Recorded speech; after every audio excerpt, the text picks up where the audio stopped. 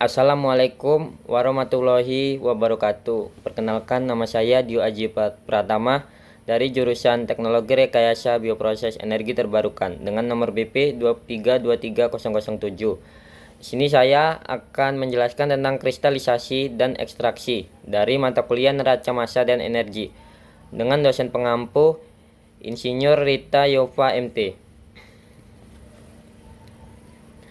Untuk pertama yaitu mengenal kristalisasi dan kelarutan.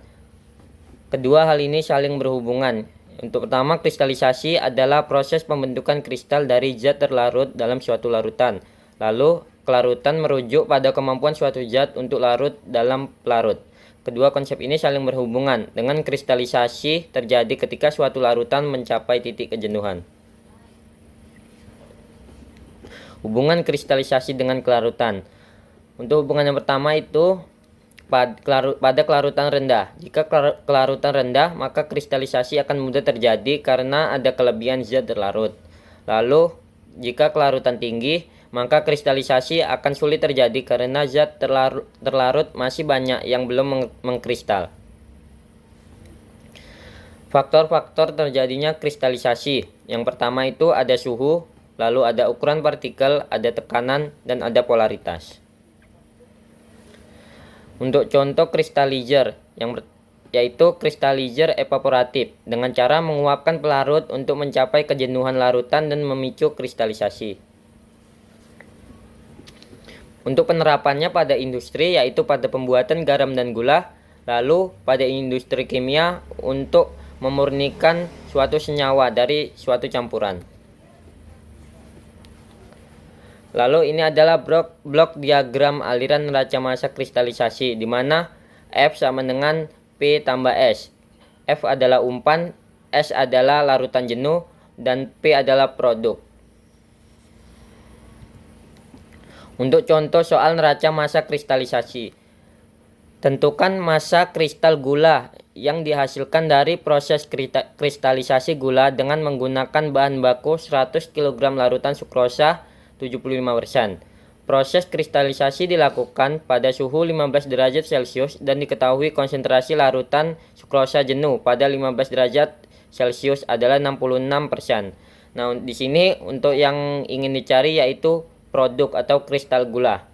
Untuk yang pertama yaitu kita membuat basis 100 kg umpan larutan sukrosa. Lalu kita buat pemisalan. Misal F adalah A, S adalah B, dan P adalah C. Untuk umpan bahan baku 100 kg yang mengandung 75% sukrosa atau fraksi sukrosa sama dengan 0,75.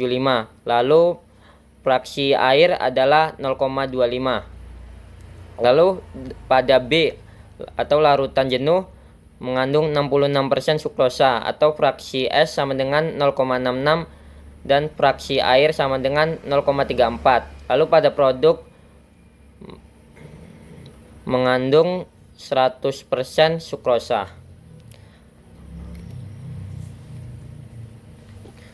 Lalu untuk menjawabnya, lalu kita bikin dulu neraca massa total atau neraca bahan total, di mana A atau umpan tadi sama dengan B tambah C.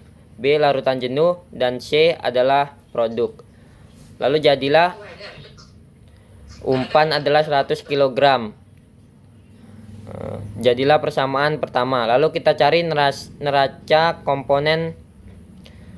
massa komponen, di mana fraksi sukrosa dikali A sama dengan fraksi sukrosa dikali B tambah fraksi sukrosa dikali C. Untuk fraksi sukrosa dikali A sama dengan 75. Lalu 75 sama dengan 0,66B ditambah C. Jadilah persamaan kedua. Lalu eliminasi persamaan 1 dan 2. Maka didapat B sama dengan 73,53 kg dan C adalah 100 dikurang 73,53 kg sama dengan 26,47 kg. Jadi kristal gula yang dihasilkan sebanyak 26,47 kg. Lalu selanjutnya kita mengenal ekstraksi cair-cair. ekstraksi cair-cair adalah proses pemisahan komponen dalam suatu larutan dengan menggunakan dua fase cairan yang tidak saling bercampur. Proses ini sering digunakan dalam industri kimia, farmasi, dan lingkungan untuk memisahkan, mengumpulkan, dan memurnikan zat-zat tertentu. Prinsip dasar ekstraksi cair-cair yaitu kesetimbangan fasa dan massa transfer. Faktor-faktor terjadinya ekstraksi cair-cair. Yang pertama itu pemilihan pelarut. Lalu ada pH dan temperatur. Lalu ada rasio fasa dan kecepatan pengadukan, di mana keempat hal ini harus cocok dengan umpan yang akan digunakan. Lalu contoh ekstraktor yaitu corong pisah, menara ekstraksi, dan sentrifugal ekstraktor. Kelebihan dan kekurangan ekstraksi cair-cair yaitu untuk kelebihan proses sederhana, efisien, selektif, dan dapat digunakan untuk pemisahan senyawa termolabil. Lalu untuk kekurangan memerlukan pelarut yang sesuai, terbatas pada senyawa yang dapat larut dalam pelarut organik dan dapat terjadi emulsi. Ini untuk blok diagram aliran neraca massa ekstraksi cair-cair, di mana persamaan neraca massanya F umpan ditambah S. S adalah solvent atau pelarut sama dengan R ditambah E. R adalah refinat dan E adalah ekstrak atau produk. Untuk neraca massa komponennya adalah fraksi komponen yang ada di F ditambah fraksi komponen yang ada di S sama dengan fraksi komponen yang ada di R dikali R ditambah fraksi komponen yang ada di E dikali E. Lalu kita lanjut untuk soal neraca massa ekstraksi cair-cair.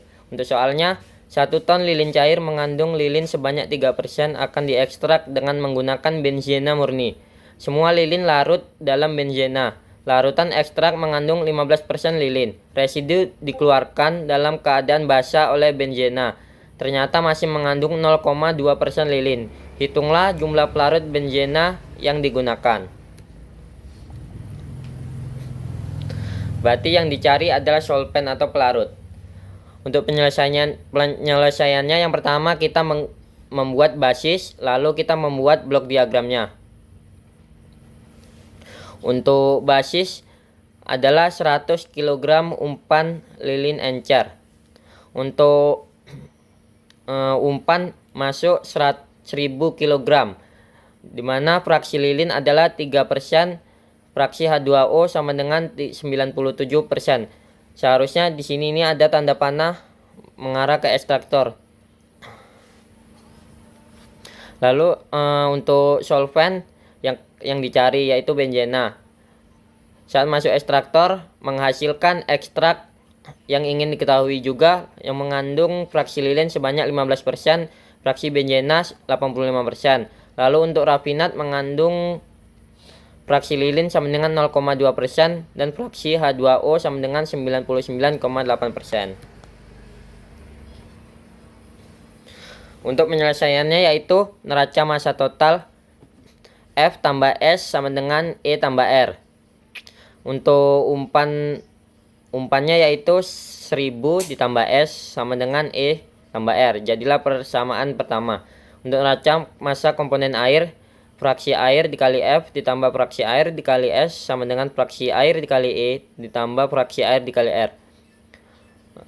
Lalu menghasilkan U sama dengan 971,94 kg.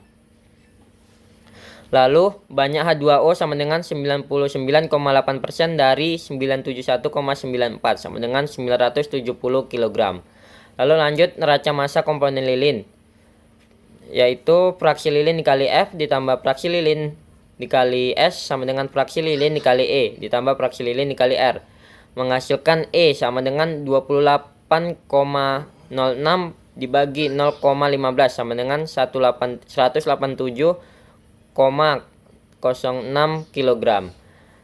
Benzena masuk sama dengan benzena keluar.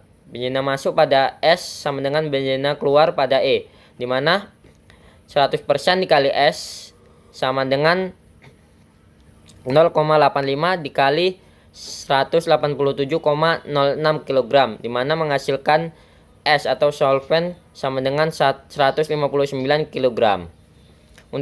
Lalu kita masuk ke neraca massa total pada persamaan satu tadi, dimana 1000 ditambah 159 sama dengan 187,06 ditambah 971,94. Jadi 1159 kg umpan yang masuk sama dengan 1159 kg produk dan refinat. Jadi pelarut yang digunakan adalah benzena murni sebanyak 159 kg. Lalu lanjut untuk ekstraksi padat cair. Ekstraksi padat cair adalah teknik pemisahan dan pengambilan zat terlarut dari suatu padatan menggunakan pelarut cair. Proses ini sangat penting dalam berbagai industri seperti farmasi, makanan, dan mineral.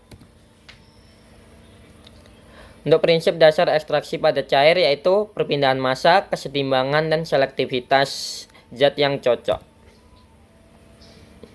Faktor-faktor terjadinya ekstraksi yang pertama untuk sifat padatan, lalu untuk sifat pelarut, dan kondisi operasi. Contoh ekstraktor padat cair dan penerapannya. Yang pertama soklat. Soklat digunakan untuk mengekstraksi minyak, lemak, atau zat terlarut dari padatan. Lalu leaching.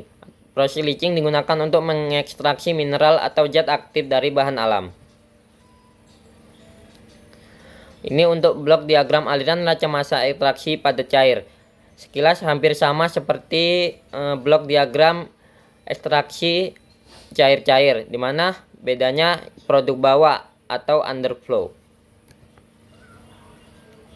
Untuk persamaannya, umpan ditambah solvent sama dengan underflow ditambah ekstrak.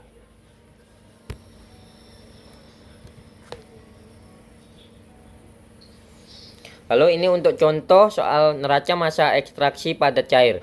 Soalnya yaitu umpan kelapa sawit kering 1000 kg mengandung padatan sebanyak 97% akan diekstrak dengan menggunakan heksana murni. Larutan ekstrak mengandung 15% minyak. Refinat mengandung 0,2% minyak dan sisanya padatan. Hitunglah jumlah pelarut yang digunakan. Untuk penyelesaiannya seperti tadi, membuat basis lalu membuat blok diagram dan mengisi komponen-komponennya. Untuk basis yaitu 1000 kg umpan biji sawit kering. Untuk umpan yaitu 1000 kg mengandung fraksi minyak sebanyak 3% dan fraksi padatan sebanyak 97%. Lalu untuk solvent heksana adalah 100%, masuk ke soklat unit. Untuk produk bawah atau underflow mengandung fraksi minyak sebanyak 0,2% dan fraksi padatan sebanyak 99,8%. Untuk ekstrak atau fraksi minyak sebanyak 15% dan fraksi heksana sebanyak 85%. Lalu kita membuat neraca massa totalnya. Untuk neraca massa totalnya yaitu F ditambah S sama dengan U tambah E, seperti yang ada pada gambar blok diagram tadi. Untuk neraca massa komponen padatan, fraksi padatan pada F ditambah fraksi padatan ditambah S sama dengan fraksi padatan pada U ditambah fraksi padatan dikali E. U menghasilkan 971,94 kg. Lalu untuk neraca massa komponen minyak, fraksi minyak dikali F ditambah fraksi minyak dikali S. Karena fraksi minyak pada S tidak ada, jadi kita buat 0. Lalu fraksi minyak pada U dikali U ditambah fraksi minyak dikali E, 0,15 E sama dengan 30 dikurang 1,94. Untuk E sama dengan 187,06 kg. Lalu untuk neraca massa komponen heksananya yaitu menghasilkan S sama dengan 159 kg heksana murni. Untuk neraca massa totalnya yaitu 1159 kg umpan sama dengan 1159 kg produk dan refinat. Jadi pelarut yang digunakan adalah sebanyak 159 kg heksana murni. Demikianlah penjelasan tentang ekstraksi dan kristalisasi. Lebih dan kurangnya saya mohon maaf. Assalamualaikum warahmatullahi wabarakatuh. Terima kasih.